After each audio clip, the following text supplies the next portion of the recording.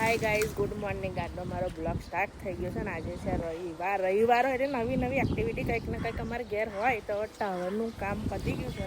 તો પત્યા પછી જે અહીંગાડી કામ કરવાવાળા રહેલા તો હવે એટલો બધો કચરો થયેલો ને ત્યાં બધું સાફ કર્યું. મમ્મીએ, ભાઈને, છોકરાઓએ બધા ભેગા થઈને જોવા કચરું વીણી અને બધું સળગાવ્યું. જો આખું નહીં સળગાવ્યું છે, પેલા ખૂણે સળગાવ્યું. કેટલું ગંદુ ખેતર હતું. શું મમ્મી કોથળીઓ કરી દીધેલી એમ? કોથળીઓના પુઠ્ઠા ને એ બધું કર્યું હતું.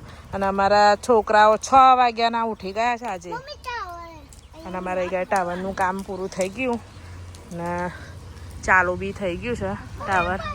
જો બધા ક્યાં રેડિયેશન ભાઈ સવારની અંદર પક્ષીઓની પર જ બેઠેલા હોય છે. બોલો હે, માણસનો રેડિયેશન નડે છે નહીં, પક્ષીને નહીં નડતું. તો જો ભાઈ છે ને રવિવાર હોય ને એટલે કંઈક ને કંઈક કામ ખોરી જ લે. જો અને અમારા છોકરાઓએ છે ને એક કામ મસ્ત કર્યું છે.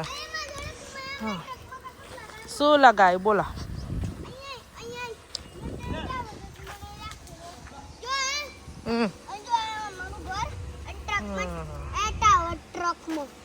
ટાવર લગાવી દીધું.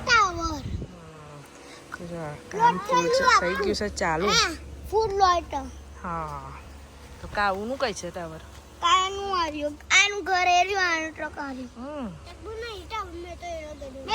છોકરાઓને મજા પડી ગઈ છે રમવાની. એક્ઝામ પતી ગઈ એટલે ફ્રી થઈ ગયા એટલે રમવા. બેટા બધા તાર છે ને બધા વીણી લેજો, કેમ કઈ ગાડી નજીકમાં છે ને ઘાસ છે. ઘાસની અંદર તાર જાય તો ગાયો ભેંસો ખાય તો ગાયો ભેંસો મરી જાય. એમાં જો કેટલા બધા તાર હતા. આ બધા વીણી લીધા એટલે આવી ઝીણી સાફ સફાઈ ચાલે છે. જવું ઘાસમાં જતું રહે તો શું થાય? મરી જાય. ગાયો ભેંસો મરી જાય. ટેમ્પો નીકળશે અહીંથી. તો ટોલ ગેટ બનાવી દીધો છે મારે કાવ્યો. આ સાઈડ મમ્મી ને ભાવિન સાફ સફાઈ કરે છે. શું કરવાનું છે? સિમેન્ટની ઠેલીઓ અને એ ગાડી અમારી કેરીઓ થોડીક રહી છે નહીં ભાઈ? લાગેલી તો બહુ બધી પણ રહી આટલી જ હવે. કેરી થઈ ગઈ બધી મોટી થઈ ગઈ છે. કેરી લાગીને મોટી થઈ ગઈ છે. હવે હજુ મોટી થશે નહીં મમ્મી? આ તો આ કેરી કેવી છે? બતક જેવી. ડક જેવી. સાફ સફાઈ તો કરી. સાથે પણ પ્લાસ્ટિક નો સેક્શન, અલગ અલગ બધું કર્યું. શેમાં? આમાં પ્લાસ્ટિક ભેગું કર્યું. અને આ તાર તો બહુ જ છે યાર. તૈયાર તો બહુ જ છે. જો ઘાસમાં ગયા ને તો પતી ગયા. અમારી આ લીંબોડી છે સુકાઈ ગયેલી પણ આ લોકો રહ્યા ને તો એ પાણીનું પીપળું મૂકેલું ને તો જો કેટલી મોટી થઈ ગઈ નહીં મમ્મી? લાગતું નતું નહીં આ થાય એવું.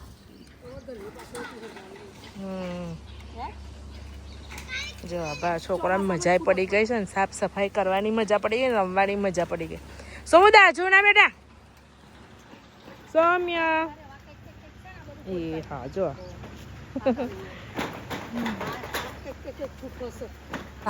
મેડમ આવી ગયા છે ઉઠી નહીં?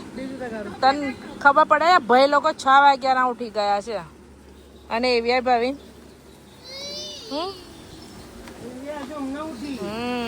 હજુ હમણાં ઉઠી. જો કઈ ના અવાજ બહુ આવે ને. શેનો આવે? જનરેટર તો આ નહીં હે? નોય જનરેટર તો આ છે. હે જેન્સી બેન તગારું લઈને રેડી થઈ ગયા છે ભંગાર ભરવા.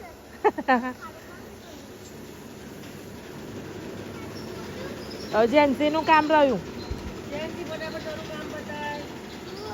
ફટાફટ કામ પતાવો ચલો. અરે જો એ ખોદવાનું કામ ચાલુ થઈ ગયું છે. બધા એમ કે પક્ષીને વધારે રેડિયેશન નડે. હવે તમે વિચાર કરો કઈ બેઠું છે? ઉપર જ છે. દેખાય છે? આવી રહ્યું જો. દેખાયું? કઈ બેઠું છે બોલા? હવે એને કઈ થતું નહીં ને માણસ નહીં છે કે નીચે થાય એ જોડે જઈને બેઠું છે.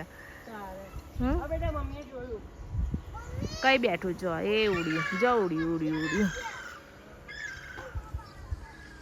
જો ઉડીને ગયું છે કશું જોયું ભાવિન? હે જીવતું જાગતું ઉદાહરણ. લોકો એમ કે પક્ષી બી નહીં બેસતા આની ઉપર, રેડિયેશન નડે ને એટલે પક્ષી બી ના બેસે ક્યાં. અને તો જ જઈને બેસી ગયું. તું શું હતું? મોટું હતું, ઉડી ગયું. રોજ સવારે દેખે જ છે, હોય છે જ. હજુ બી છે બોલા? હા હજી બી છે ભાવિન બોલા? હવે કશું ચકલી જેવું બેઠેલું છે. એન્જિનિયર કહેતો તો મને હા ઇન્ડસ ટાવર વર્ષના 450 ટાવર નાખે એક વર્ષમાં. મહિના 15 થી 20 એવરેજ. 450 જગ્યા પર કામ ચાલુ છે એમનું. નુકસાનકારક હોય તો સરકાર જ પેલું નાખે, સરકાર જ બંધ કરાવે. એના બદલે જો એ તો એક તો બેઠેલું